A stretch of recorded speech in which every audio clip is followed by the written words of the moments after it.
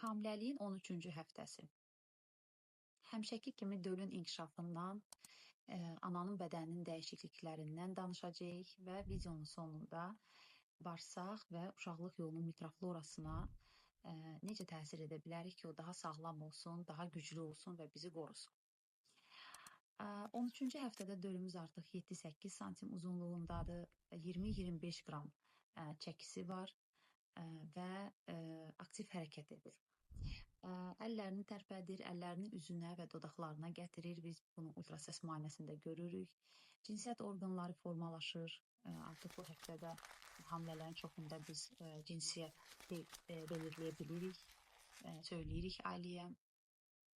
Əzələlər və sümüklər bərkiyir və bu periodda döl artıq bizdən bir qədər kalsium, maqni və zülal istəyir. Ona görə qidalanmamıza daha da diqqət etməliyik. Ana özünü daha rahat hiss edir.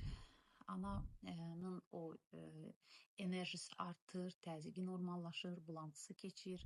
Bədənində bəzi dəyişikliklər olur. Döşkülələrin ətrafında və orta xəttdə qaralma baş verir. Bunlar keçici haldır. Yəni narahat olmaq lazım deyil. Yüngül sport, pilates, yoga, ülküçülük, havada gəzmək, belə bir aktivliklər tövsiyə edirik. Bağırsaq mikroflorası ilə əlaqəli. Bilirik ki, hamiləlikdə ümumiyyətcə həm immunitetdə dəyişiklik, həm hormonal dəyişikliklərlə əlaqəli vaginal axıntılar, qaşıntılar, özəlliklə də kandidoz çox artır və pasientləri narahat edir. Biz bu vəziyyətə necə təbii yolla təsir edə bilərik? Bizim mikrofloramızı qorumaq üçün ilkin bağırsaq mikroflorasından başlamaq lazımdır. Bilirik ki, bağırsaq mikroflorasında bizim üçün faydalı olan laktobatsillalar var və onların sayısı ilə digər mikrofloranın sayısı və oranı müəyyən dərəcədə qalmalıdır ki, bunlar bir-birini basqılamasın.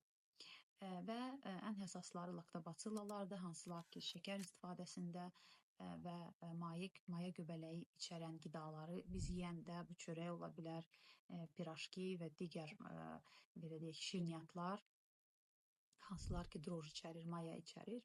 Bunlar hamısı laktobatsillanın sayısını azaldırlar, göbələklərin sayısı artır və dolayı yolla qadında axıntılar və qaşıntılar başlayır.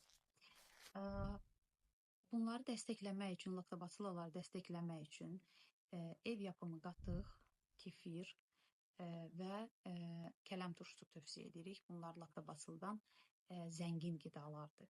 Eyni zamanda da deyirik ki, şəkər, un və maya göbələyi içərən qidaların miqdarını azaltmaq lazımdır.